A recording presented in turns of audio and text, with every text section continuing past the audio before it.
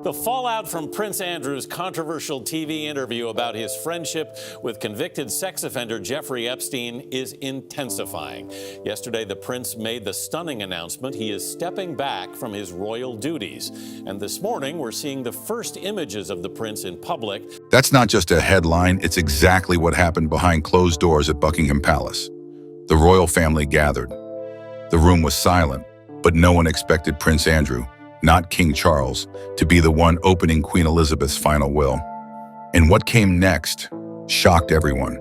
Tears were shed, old wounds were reopened, and centuries of tradition were quietly broken by the Queen's own hand.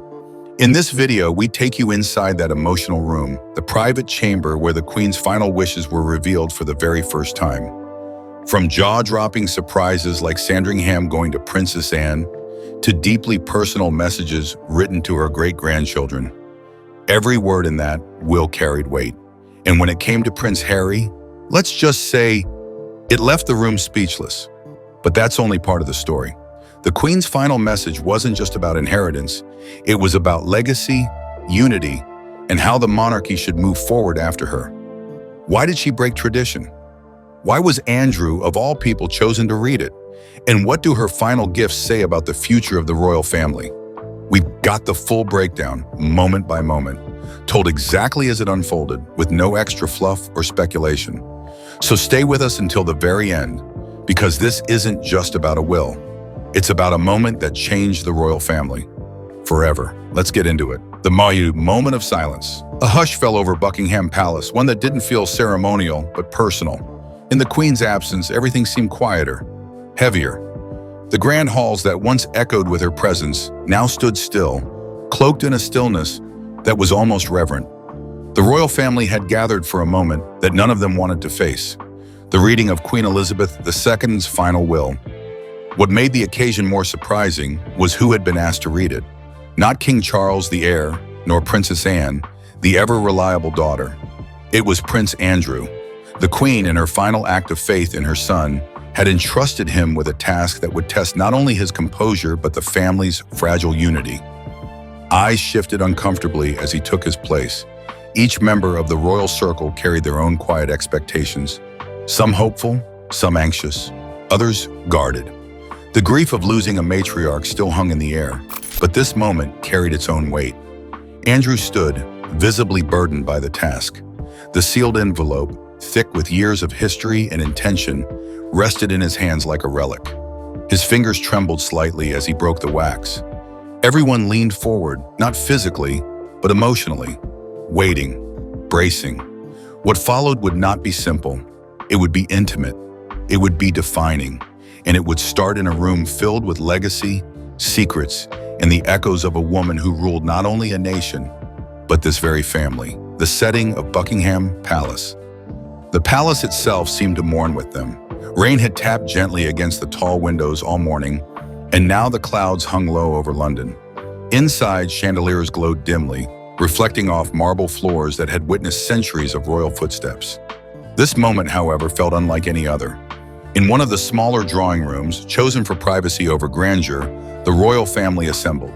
Dressed in shades of black, navy, and gray, they resembled statues in mourning. Few words had been exchanged since they entered. There was nothing polite left to say. Princess Anne sat still, hands folded, her face unreadable. William and Catherine, close but quiet, exchanged only occasional glances. Charles remained composed but distant, his new role as king cloaking him in a silence that seemed almost too controlled.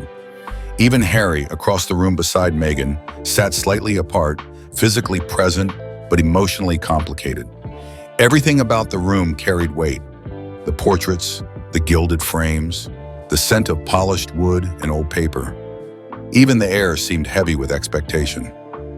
And then there was Andrew, still standing, still holding the Queen's sealed will. He cleared his throat, but said nothing yet. There was hesitation, not just in him, but all around him. He was the unexpected messenger, chosen by a mother who always saw the parts of her children the world never could. Buckingham Palace had been the setting for coronations, banquets, and political history. Today, it was a vessel of something far more intimate, family reckoning. When Andrew finally opened the document, The sound of the seal breaking was barely audible, but the shift in the room was seismic.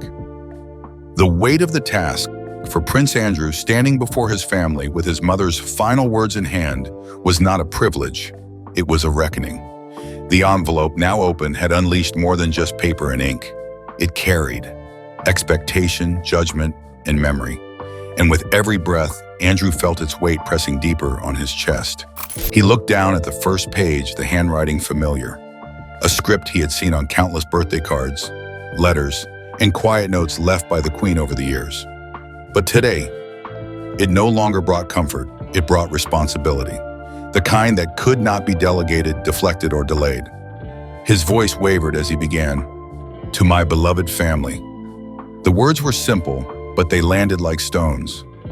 Every syllable seemed to echo in the silent room, bouncing off years of tradition, unspoken rivalries, and shared history.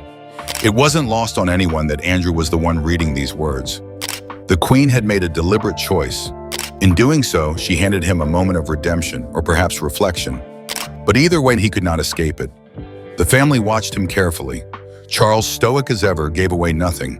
Anne narrowed her gaze slightly, as if searching for hidden meaning in their mother's decision. William looked toward Catherine, whose hands were folded tightly in her lap. Andrew kept reading, breath by breath, page by page.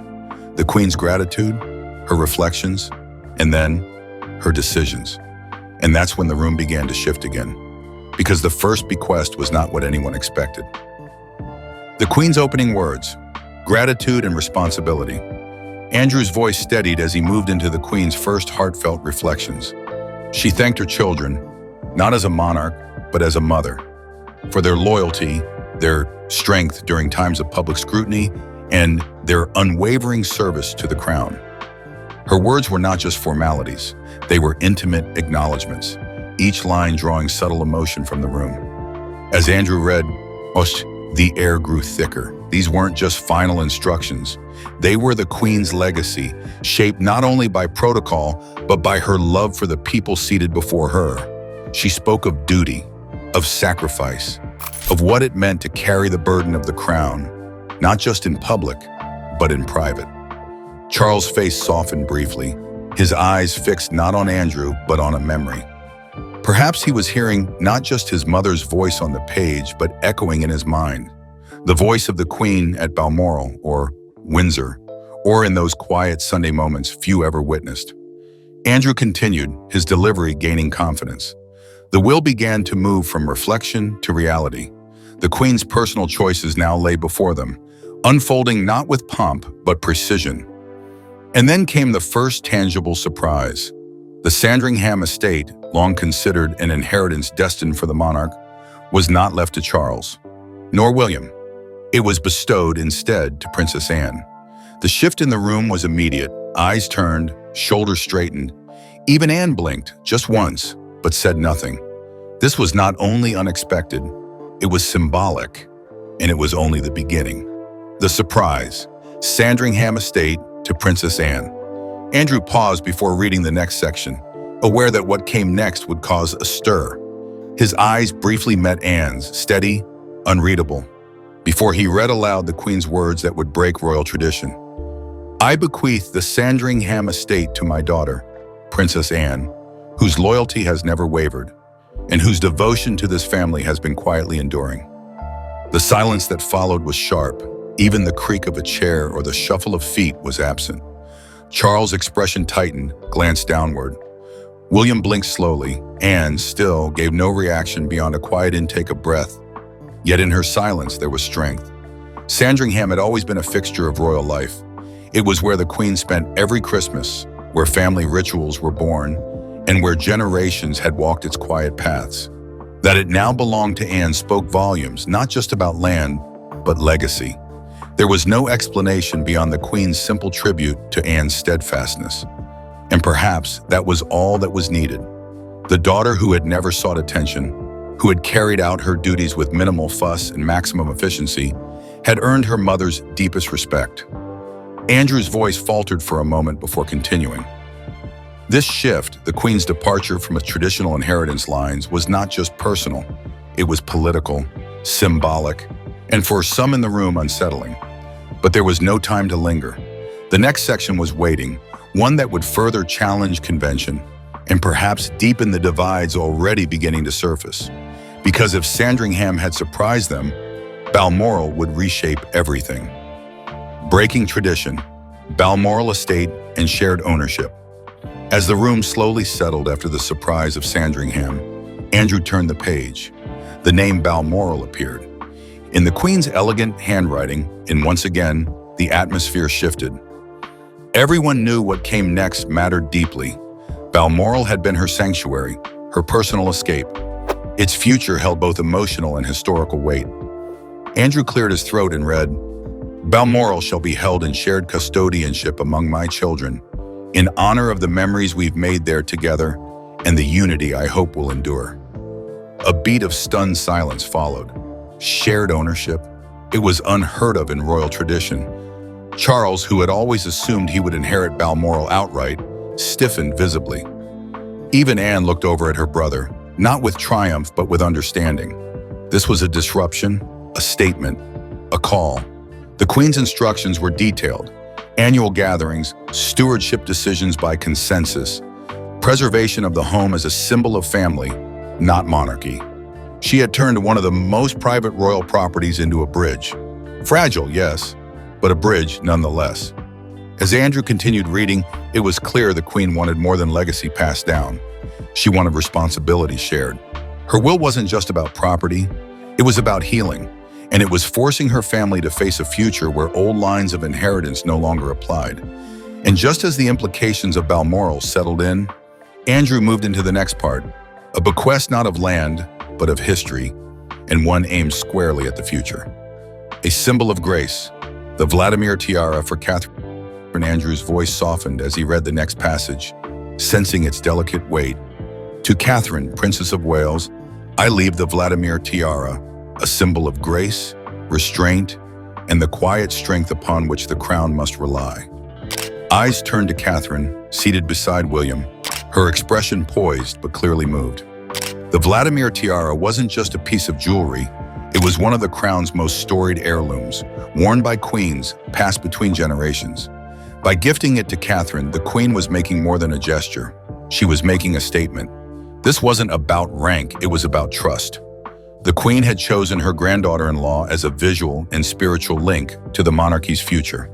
It was an acknowledgement of Catherine's conduct, her steady presence, and the role she would one day hold as Queen Consort.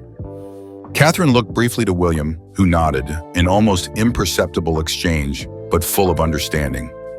In her hands, the tiara was not a reward, it was a responsibility, a reminder that symbolism still mattered, perhaps now more than ever. No one spoke. Even Anne, often pragmatic, gave a respectful nod. The Queen's choice was clear and grounded in purpose. But before emotions could settle, Andrew lowered the page slightly and paused. Because next, the will shifted focus again, away from tradition and into legacy. Not of items, but of heirs. And it began with the name that would carry the crown one day. Prince George and Princess Charlotte, the future of the monarchy. Andrew continued with a steadier voice now, the emotional weight building with each paragraph. To my great-grandson, Prince George, he began, and the room leaned in. This was the future, no longer abstract but named. The Queen's words to George were gentle, yet solemn. She reminded him of the path ahead, the lineage behind him, and the people he would one day serve. She spoke of kindness over pride, duty over comfort, a message not just of inheritance, but of guidance. Catherine held George's hand tightly as the words were read aloud. Her face held composure, but her eyes shimmered. As a mother, she knew these words would stay with him. As a royal, she understood what they meant for the monarchy's continuity. Then came Charlotte. The Queen's message for her was equally poignant, one of encouragement. Though you are not first in line, you are no less vital. Strength will find you in your steadiness, just as it did me. It was a rare acknowledgement of a girl's future in a lineage often dominated by male heirs. But the Queen had seen something in Charlotte, a spark, a steadiness, and had chosen to affirm it publicly. William, quiet until now, lowered his gaze. His children were no longer shielded from the crown's weight. It had found them gently, but firmly. And just as the future had been addressed, Andrew turned the page and found something deeply personal. A name, a letter, a child still young but not forgotten. Prince Louis, a letter from the Queen. Andrew's tone changed as he held a separate page, smaller, handwritten, folded carefully between the formal documents. He looked up. "A personal letter for Prince Louis," he said quietly. The air shifted again. The Queen had written directly to her youngest great-grandson. Though too young to understand now, she had chosen to speak to him anyway. The gesture was deeply human, unexpected, beautiful. Andrew didn't read the letter aloud. It was marked for Louis's eyes only, but the family understood its importance. This wasn't about assets or titles. It was about connection. The Queen had taken time, even in her final days, to write to a child who would grow up knowing her more through stories than memory. Catherine clutched the folded paper when Andrew passed it to her.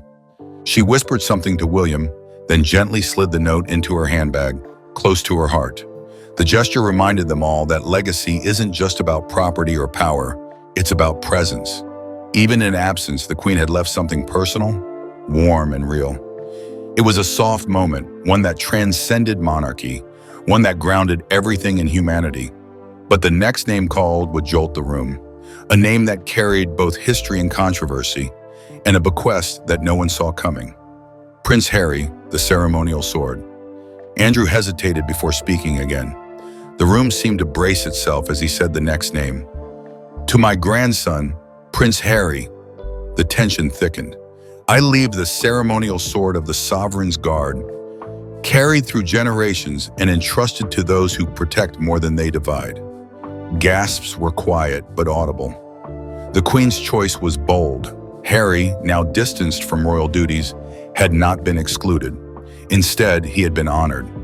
The sword wasn't a weapon, it was a symbol of courage, of service, of trust, even when fractured. Harry sat motionless. Meghan reached for his hand. Across the room, William's expression was unreadable. Charles remained composed, but the tension in his posture betrayed him. Anne's jaw clenched slightly, then relaxed. This wasn't about approval or disapproval. It was about the Queen's will, literally and metaphorically. Andrew read the Queen's brief note attached. "Let this serve as a reminder that distance does not erase duty and blood still binds." A silence followed, not cold, but complicated. The Queen, even in death, had managed to stir reflection, to provoke emotion, to reach for healing in the most unexpected way. But the will was not yet finished, and the unspoken emotions now lingered like smoke in the air, preparing to rise. The tension builds, family divisions and unspoken thoughts. Even though the Queen's voice came through Andrew's reading, it was the unspoken reactions in the room that now took center stage. The ceremonial sword had landed like a strike between past and present, between honor and fracture. The silence that followed was not empty, it was dense, packed with unsaid things, shifting eyes, and tight-lipped restraint. Charles sat upright, but the slightest furrow on his brow gave him away.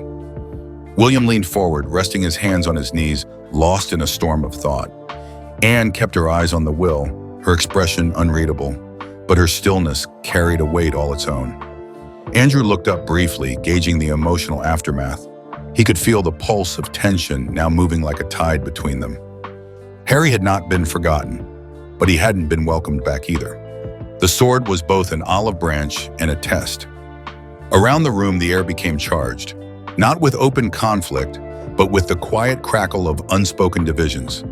Long histories, private griefs, deep loyalties stretched across fault lines of disappointment. The Queen's choices had not soothed every wound, but she hadn't tried to. She had simply told the truth as she saw it and entrusted them to carry it forward. Andrew turned the page again, aware that the final section might be the most important of all, the Queen's call for unity. In the final lines of her will, Queen Elizabeth's words shifted from inheritance to intention. Andrew's voice grew quiet again as he read them, but stronger too, as if bolstered by their weight. "To my family," the Queen had written, "I leave not only my possessions, but my hope that you will walk forward together, even if the path does not feel shared." The room listened in near stillness. "We are stronger when we carry one another," not compete with one another. In duty, there is dignity. In forgiveness, there is freedom. Be the example I tried to set, flawed, human, but unwavering in service to each other and to our people. Anne looked down, blinking slowly as if the words had pierced through her reserve. William gently rested his hand on Catherine's. Even Harry, face unreadable, gave the smallest nod. The Queen, known for her measured silence, had used her final letter to speak plainly. Not as a sovereign, but as a mother, a grandmother, a witness to the lives she helped shape. It wasn't an order, it was a plea. And in that moment, though nothing was said, something softened. Not fully, not. Finally, but enough. The room remained quiet as Andrew folded the letter. The silence was no longer about grief or confusion.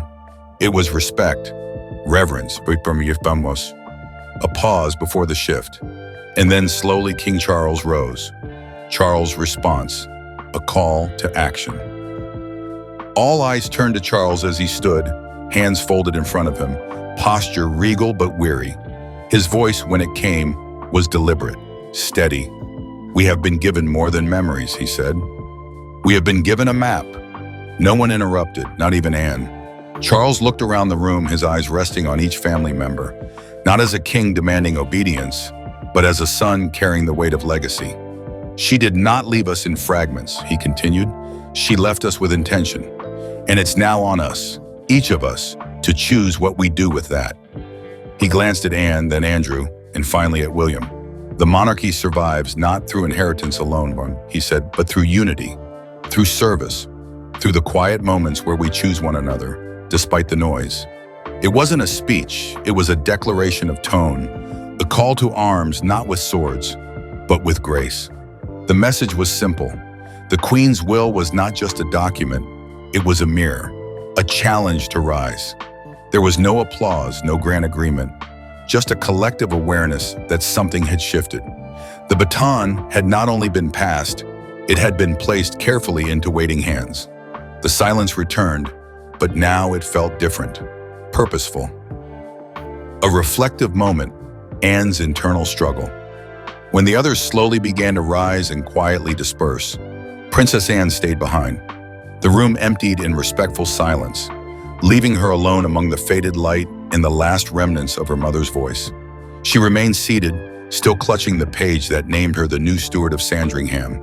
She hadn't asked for any of it, not the responsibility, not the recognition. But as she stared at the Queen's handwriting, firm, elegant, familiar, she felt a shift inside, a call she could not ignore. Anne had always been the quiet soldier in the royal machine. No drama, no demands. She moved with discipline, not desire. But now her mother had asked more of her, not with words, but with trust. She stood slowly, walking to the window overlooking the palace lawn. Rain continued to fall, gentle and persistent. Below, the gates remained closed to the public. But beyond them, the world was waiting. Anne took a breath, a deep one. Not for herself, but for the family, for the role, for the woman who had never needed to say much to be understood. Then with quiet resolve, she folded the page and slipped it into her coat. No fanfare, no announcement, just the next step. She left the room not as the Princess Royal, but as the keeper of legacy, a changed future for the monarchy. The Queen's will was read, the room had emptied. But what lingered in Buckingham Palace was something no ceremony could contain, a shift in the soul of the monarchy. The will had not just distributed estates or jewels, it had exposed fault lines. It had offered olive branches. It had sparked reflection in even the most guarded hearts. And in doing so, it had redrawn the map of a family constantly walking between public duty and private wounds. For Charles, the crown weighed heavier now, not with gold, but with the burden of uniting what grief had strained. For Anne, it meant stepping into an unexpected spotlight, her mother's confidence echoing in her every movement. For William and Catherine, the future stood closer, more real, more inevitable. And for Harry, the sword remained a question of memory, of loyalty, of whether he'd ever return. The monarchy was changed, not broken, not reborn, but redefined. The Queen's final words had not healed all wounds, but they had reminded them what was at stake. Not just power, but family. Not just tradition, but purpose. Outside, the rain began to clear. Light touched the windows of Buckingham Palace, and somewhere in that grand house of history, the echo of Queen Elizabeth II lingered, not in voice but in values. The will had been read, the chapter had closed, and the next had already begun.